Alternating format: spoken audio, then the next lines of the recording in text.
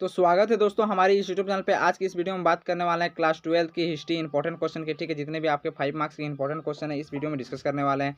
तो आपका first question आज का पूछा जा रहा है, क्या पूछा जा रहा है? 1857 की क्रांति का कारणों का उल्लेख करें। ठीक है, जो 1857 की क्रांति हुआ था वो कई कारणों से हुआ था, जैसे राजनीतिक कारण, सामाजिक कारण, आर्थिक कारण, सैनिक कारण, प्रशासनिक कारण, धार्मिक कारण और निम्न प्रकार से और भी कारण है।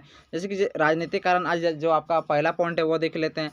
राजाओं से गोद लेने का अधिकार छीन लिया गया। ठीक है, जो राजा पहले क्या करते थे, जिनका बच्चा नहीं होता था वो क्या करते थे, गोद लेते थे। अंग्रेजों द्वारा कई राजाओं को राज से हटा दिया गया। अंग्रेजों द्वारा क्या किया गया, कई राजाओं को राज से भी हटा दिया गया। जैसे अवध के नवाब को कोलकाता भेज दिया। देखिए, अवध का जो राज्य था उसको अंग्रेज छीन लिए और अवध के जो नवाब थे उनको कोलकाता भेज दिए। आर्थिक कारण क्या थे कि अंग्रेजों ने जागीरदारों की जागीर छीन लिया था तथा जमींदारों के जमीन की नीलामी करवा दी, जिससे भू राजस्व भी बढ़ा दिया, कर भी बहुत अधिक मात्रा में बढ़ा दिया और जमींदारों को जो जमीन था वो नीलाम कर दिया था। ठीक है, चलिए अगला पॉइंट देख लेते हैं। अगला पॉइंट जो क्या है, धार्मिक कारण। धार्मिक कारण क्या, अंग्रेज भारतीय को ईसाई धर्म में परिवर्तन करना चाहता था और अंग्रेज सरकार ने गाय और सुअर की चर्बी वाले कारतूस सैनिकों को दिए, जिन्हें उन्हें मुंह से काटना पड़ता था। इससे सैनिक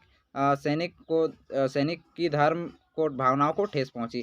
क्या हुआ कि सुअर और चर्बी वाले गाय और सुअर के चर्बी वाले कारतूस सैनिकों को दिए, जिन्हें उसे मुंह से काटना पड़ता था। ठीक है, और इनसे क्या हुआ, जो सैनिक है उनके धार्मिक भावनाओं को ठेस पहुंचा। सामाजिक कारण देख लेते हैं। सामाजिक कारण क्या है, सामाजिक कारण में अंग्रेजों ने सती प्रथा, बाल विवाह, पर्दा प्रथा पर रोक लगा दी तथा विधवा विवाह पर शुरू कर दिए, जिससे हिंदू और मुस्लिमों को सामाजिक मान्यताओं में ठेस पहुंची और उनके मन में विद्रोह का भावना पनपने लगा। ठीक है,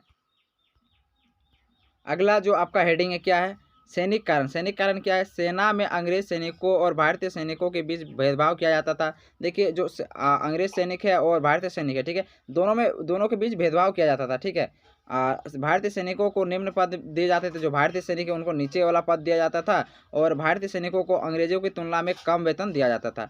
उन्हें जानबूझकर चर्बी वाले कारतूस दिए गए थे। किनको, भारतीय सैनिकों को जानबूझकर चर्बी वालों जो कारतूस थे उसको दिया गया था मुंह से दांत से काटने के लिए। विद्रोह के तात्कालिक कारण क्या था, सैनिकों के बीच यह अफवाह फैल गया था कि कारतूस में गाय और सुअर की चर्बी मिली हुई है, जिससे हिंदू और मुसलमान के लिए भयंकर रोष उत्पन्न हो। ठीक है, चलिए अगले प्रश्न की बात कर लेते हैं। अगले प्रश्न आपका क्या है कि संविधान निर्माण में प्रारूप समिति का भूमिका का वर्णन करें। ठीक है, देखिए जो आपका ये आंसर है बहुत ही सिंपल शब्दों में है, आप इसको समझ सकते हैं। तो मैं एक बार पढ़ के बता दे रहा हूँ। ठीक है, संविधान में बनाए गए नियमों पर विचार विमर्श करने के लिए प्रारूप समिति का गठन किया गया। ठीक है, यह सबसे महत्वपूर्ण समिति था। इस समिति की स्थापना 29 अगस्त 1947 में हुआ। ठीक है, ये यहाँ पे अगस्त का टाइपिंग मिस्टेक है। ठीक है, अगस्त आप लोग लिख लीजिएगा, 29 अगस्त 1947 में हुई। ठीक है, उसके बाद यहाँ पे यह होगा। यह समिति 7 सदस्यों की भी, और इसके अध्यक्ष कौन थे, डॉक्टर भीमराव अंबेडकर थे। संविधान संविधान प्रारूप समिति ने अत्यधिक परिश्रम के उपरांत क्या किया, जो संविधान के प्रारूप समिति था वो क्या किया, अत्यधिक परिश्रम के उपरांत, ठीक है, संविधान का प्रारूप तैयार किया। संविधान का जो प्रारूप है वो तैयार किया और उसे फरवरी 1948 को संविधान सभा के अध्यक्ष के समक्ष प्रस्तुत किया गया। कब प्रस्तुत किया गया, 1948 को संविधान सभा के अध्यक्ष के समक्ष प्रस्तुत किया गया। ठीक है, ये जो प्रारूप समिति है अत्यधिक परिश्रम के उपरांत संविधान सभा के प्रारूप समिति तक ये जमा किया। कब किया था, 1948 में किया था। ठीक है, याद रखिएगा। जो सदस्य थे, सदस्यों का नाम, ठीक है, यहाँ पे क्या पूछा, सदस्यों का नाम, जैसे कि डॉक्टर भीमराव अंबेडकर, गोपाल, ठीक है, गोपाल स्वामी, अकबर अल्लादी, कृष्ण स्वामी, और क्या थे, अंबर डॉक्टर, देख लेते हैं और क्या क्या नाम है आपका, अंबर डॉक्टर, के ए मुंशी और कई सारे सदस्य। ठीक है, तो आपका यहाँ पे कोमा छूट गया, यहाँ पे कोमा होगा, अंबर अल्लादी कोमा, ठीक है, कृष्ण स्वामी, उसके बाद अंबर डॉक्टर, उसके बाद आपका क्या हो जाएगा, के एम मुंशी। ठीक है, और कई सारे सदस्य थे। चलिए अगला प्रश्न की बात कर लेते हैं, जो आपका आखिरी प्रश्न है। ठीक है, जो आखिरी प्रश्न क्या है, अकबर एक राष्ट्रीय शासक था कैसे। ये बहुत ही सिंपल शब्दों में मैंने लिखा है। ठीक है, जैसे कि आपको जो सिंपल पॉइंट में लिखा है, जैसे आपको समझ में आ जाएगा। ठीक है, तो चलिए इसको देख लेते हैं, इसका जो आंसर होगा क्या होगा। ठीक है, तो इसका आंसर क्या होगा, अकबर 13 वर्ष की आयु में राजगद्दी पर बैठा। उस समय मुगल साम्राज्य की स्थिति डामाडोल थी। अकबर क्या कि 13 वर्ष की आयु में राजगद्दी पर बैठा। उस समय का जो मुगल साम्राज्य था वो, उसका जो स्थिति था क्या था, डामाडोल था।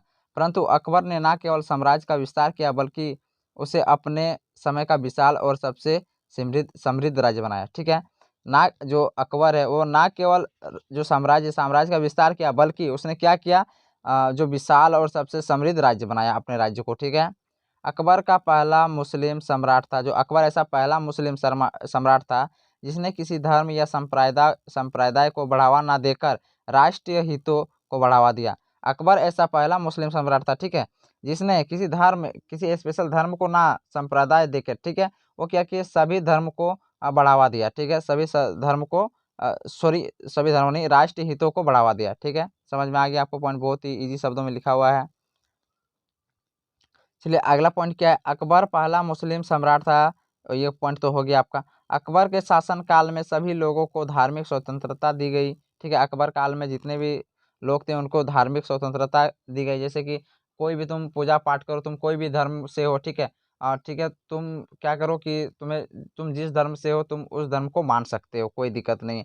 और आगे क्या होता था कि जो धर्म सभी, जैसे हिंदू थे, हिंदू अपना धर्म नहीं मान सकते थे और उनको उतना आज़ादी नहीं मिला था। ठीक है, पहली बार हिंदू जनता को मुसलमानों के समान आर्थिक स्वतंत्रता प्राप्त हुई और हिंदुओं पर जजिया कर हटा दिया गया। देखिए पहली बार क्या हुआ था, मुसलमानों के समान आर्थिक स्वतंत्रता प्राप्त हुई। जितने मुसलमान को स्वतंत्रता है उस टाइम क्या हुआ था, पहली बार हिंदू को उतना स्वतंत्रता प्राप्त हुआ था। ठीक है, और उन पर क्या हुआ कि जजिया कर जो लगाया गया था, जजिया कर को हटा दिया गया। ठीक है, अगला अगला जो आपका नेक्स्ट पॉइंट है देख लेते हैं क्या है, और आखिरी पॉइंट है आपका, मुगल सम्राट। ठीक है, मुगल सम्राट अकबर ने राजपूत राजकुमारी से न केवल विवाह किया बल्कि उसने उन्हें पूरी तरह हिंदू परंपराओं के अनुसार पूजा पाठ करने का अनुमति दिया। जो मुगल सम्राट था अकबर, ठीक है, वो राजपूत राजकुमारियों से न केवल विवाह किया उनको, जो बल्कि क्या किया कि उन्हें पूरी तरह से हिंदू परंपराओं के अनुसार पूजा पाठ करने का अनुमति दे दिया। ठीक है, चलिए जो आपका पॉइंट है यहाँ पे खत्म हो रहा है। देखिए आपका जो पॉइंट है 1 2 3 4 5, अगर 5 पॉइंट आपको लिख देते हैं एग्जाम में तो आपका पूरा 5 नंबर मार्क्स, कोई काटने वाला नहीं है। ठीक है, अगर आप अच्छी तरीके से लिखिएगा, राइटिंग देखिएगा आपका राइटिंग किस तरह हो रहा है, राइटिंग थोड़ा पॉइंट बैठा के आप लिखिएगा, जैसे कि जो आपका जो एग्जाम कॉपी चेक करे वो अच्छा से चेक करे तो आपका मार्क्स अच्छा से मिलेगा। ठीक है, तो चलो चलिए दोस्तों, मिलते हैं नेक्स्ट वीडियो में। जय हिंद, जय भारत।